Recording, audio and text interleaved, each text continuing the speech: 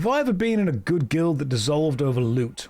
I've been in a couple of Neverwinter guilds that really...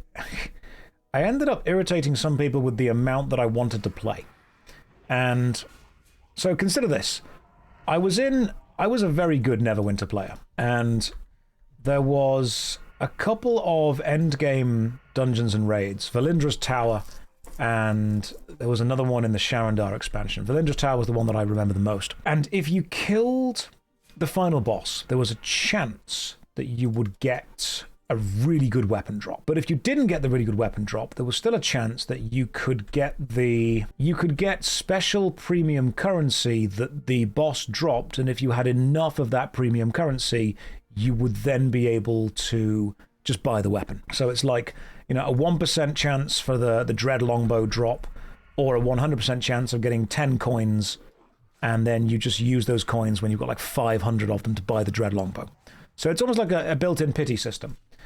But there was a mini-boss just before the final boss that dropped like 5 guaranteed pity coins.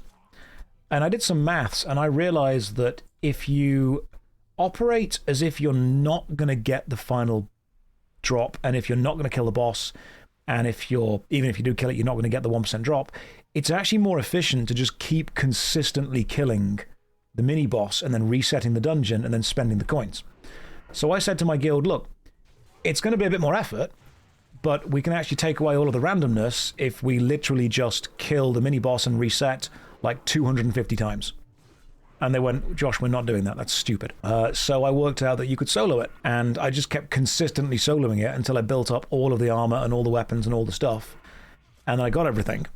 And the guild kind of really didn't like that because it was, well, one, it was obsessive behavior. I can see now it absolutely was obsessive behavior. But I think I upset the guild leader because I went kind of behind their back to just repeatedly run the same dungeon again and again and again and again and again. And I don't think they liked the fact that I had the endgame weapons and they didn't. There was a level of once I had them, I was happy to run the dungeon again with people. Like when I had everything, I said, okay, guys, I can run it with you. You know, I've got the better weapon now. We'll be able to kill the final boss. We'll play this faster. This is great. But I just didn't like it. I didn't understand at the time, but I think it was just a level of jealousy. But I was obsessive with that. I was absolutely obsessive. I played Neverwinter religiously. That's why I made those guides for it. Some of my earliest YouTube videos are guides on how to solo Neverwinter with a class that you really shouldn't be able to do it with. What was the legendary spell people had in the game? The mage had an AoE black hole. Yes, it did. Singularity. The mage had the singularity hole, which pulled all of the enemies together and then slammed them onto the floor, and then you would get a ranger to drop rain of arrows on top of it, and then you would have the great weapon fighter doing the cyclone attack on top of it as well, and it would all stack together.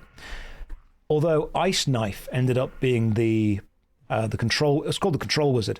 Ice Knife ended up being the Control Wizard's biggest damage dealer, simply because you could stack up a load of critical plus stuff onto it, or you could black hole them out the arena. That happened as well. I remember that Neverwinter was the moment that I learned exploit early, exploit often, because we discovered after an update, we actually found this on stream. I was Twitch streaming at the time. They added an item to the game which created an infinite loop of damage, but only if used with a very specific attack. And my class, the Hunter Ranger, had that attack. So the Hunter Ranger had an attack called Gushing Wound, similar to some of the abilities here. And what Gushing Wound would do is you would stab the enemy, and then they would take tick damage equal to the stab for the next 5 seconds. And what then happened was you would stab the enemy, and it just so happened that if the original stab was a critical, then the tick damage would also count as a critical hit. So it was really lucky if you got a critical stab. But then they put an amulet out into the game that said, whenever you score a critical hit, instantly do another hit. Now, the idea of the amulet was, you know, you're a warrior, you get a big crit with your sword, you get another hit.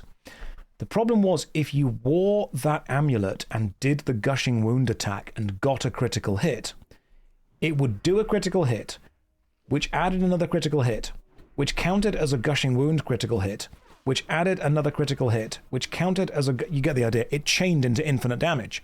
So what ended up happening was you would stab the enemy, everything would stop, the game would lag, and then the enemy would die.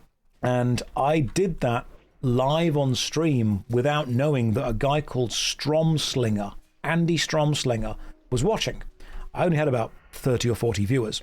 But Andy Stromslinger was at the time the community manager of Cryptic Studios, and Cryptic were the people behind Neverwinter. So as soon as that happened, I just saw Stromslinger type in chat, "I'll be right back." And the next day that was fixed. So I thought it was quite fun. He wasn't angry. He wasn't angry at all. Cryptic also did Champions Online, and they are currently doing Star Trek Online. Yeah. Cryptic had Star Trek Online and Neverwinter. I think they do that thing where they take IPs and make action games of them.